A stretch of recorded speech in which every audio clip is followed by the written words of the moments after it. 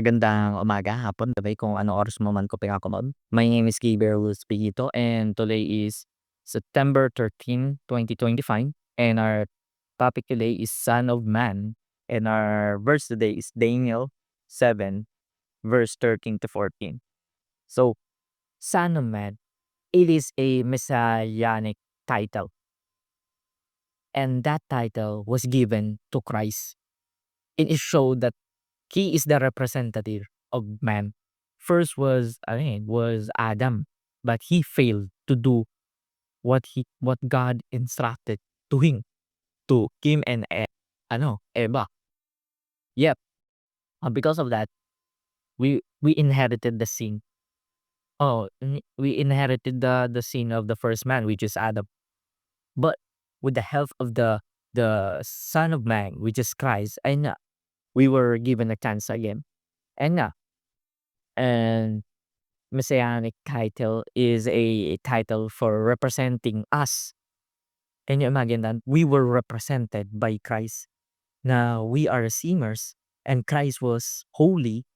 He is sinless. Yet he represent us mga sinners. Can you imagine that? That's how grateful I am to God. And yeah, for our teachings, amen. In the Old Testament, they didn't know who is the Messiah back then. That's why the Messiah was mysterious. They don't have a clue, but God gave them some hint through the prophet, diba? Through David, through Abraham, and it was leading all to Christ, diba? And yeah, pangalawa, the Son of Man will reign forever as a eternal king, diba? The the kingdom of God will reign forever, eternal. The Son of Man, which is Christ, will be king, will be king out. He is now a king, and he will reign here in earth and heaven, all over the domain on this world. He will reign and eternally. And yeah, pangatlo, at the same time, Jesus, the Son of Man, did not come did not come here to be served, but to serve. Can you imagine that? That's why some people or mga Hudyo still rejects the idea that Christ is the Messiah kasi they don't believe that a king will serve others because we have this concept of a king that the king is um the king is a king and he is the one being served na by others. That's why they don't believe that Christ exists. Christ is the Messiah. Kasi nga, dun sila naka-base sa concept na yung usual na pagiging hari, yung concept ng pagiging hari dito. Yep, if we look at it, if we analyze it, it is a true meaning of words. That is a true meaning of a king, which is to serve others, not to be served. Diba? Because a king is its definition, or for me, its function is to serve the people. Parang politicians, iba? Tayong naglukluk sa kanila, kaya nga sila naging hari dahil sa atin. That's why they must offer their service to us, 'di ba?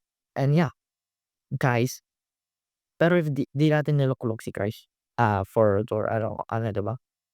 For disclaimer, Christ was a God before us, 'di ba? That's right. Pero yet, Christ offer his service to us, 'di ba? Christ offer himself for us, his own life. And yeah, pangalawa, live like Christ with humility. Live like what Christ did on earth, 'di ba? And that is to serve others and to live with humility. Can you imagine Christ is the Son of God. Christ has a army of angelic beings. He has a kingdom. Yep, when he descended from earth, he lived like a normal human being. He lived a simple life. He lived with humility. It's why we should imitate that kind of kind of way of living in this earth. And yeah, pangatlo, if you if you want to be looked up by others, then lean with humbleness, no? And serving others like what Christ did, 'di ba? Is a way for us if we want to be looked up by others. Kasi some people, their basis on to I the basis of success, or their basis to, you know, their concept, or they believe that if you want to be looked up by others, you need to be look strong, or kaya to achieve something na kasi parang machismo nga, 'di ba, parang na na kailangan matapang-tapang ka gano'n to be looked up by others. Dapat you were, look at in our history, some kings are recognized until now, 'di ba? You know, they were a king, and they were na ano, they serve they didn't serve the people, but they serve their own self, which is contrary to the way Christ, the way of Christ lived, 'di ba? That's why we should, change our perspective in humbleness. And yeah, for our discussion, what can we learn from humility of Christ? What can we learn from humility? That humility is not a sign of, your weakness. It is not a sign of submission to others.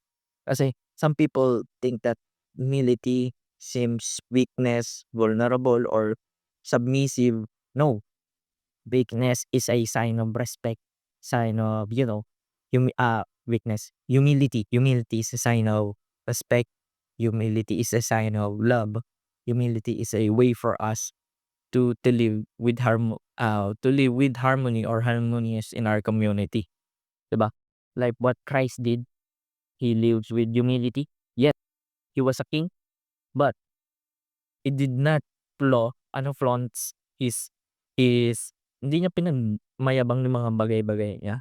Yet he lived with humility. That's why I've learned that humility is i is the way is the way for us to brag ourselves. Kasi yung humility, siya na yung mismong magbo-boast sa atin, na siya na mismo yung magpapakilala sa atin. Kasi some people think na if you flaunt your success to others, it will give an impact. Yes, it an impact, but probably negatively. But yeah, if you present yourself with humility, then true people will appreciate you. True people will surround you. Kaya if you want to be in a people of with true hearts, surrounded by good people, then live with humility. And yeah, for my conclusion, I realized that the Son of Man is his Christ. We should be grateful that he represent us, that he gave us another chance, diba? And we should acknowledge what Christ did for us on the cross, and we should acknowledge that he is the Messiah, he is the Son of Man, because the first Son of Man failed to do what God was instructed to him. Yet Christ, yung bumawi si Christ. Kaya let us serve others. And I've learned also that serving others doesn't mean na submissive ka, you look weak, na parang ka, api-api gano'n. We have this kasi mindset na, or 'pag masyado kang mabait daw, masyado kang ay aano-anuhin ka ng ibang tao. Yes, some people abuse it, but ayun nga, 'di ba? Sabi ni Joseph sa mga si Joseph ba yun? Pero sabi sa Bible, if someone i intended something to harm you, God intended it for good. So there's a reason pa rin na ang ganda pa rin ng kakalabasan. Kaya don't be afraid, to serve others, to be to be humble in this world. God will guide you, 'di ba? Huwag kang manakot na parang to show your submissive, your you're humble. No, always keep your head down, 'di ba? And yeah, that's the way Christ lived. That's why we should also imitate that. And yeah, that's all. I hope that you have learned something. I hope that this will not be your last time watches watching this. Have a blessed day. God bless.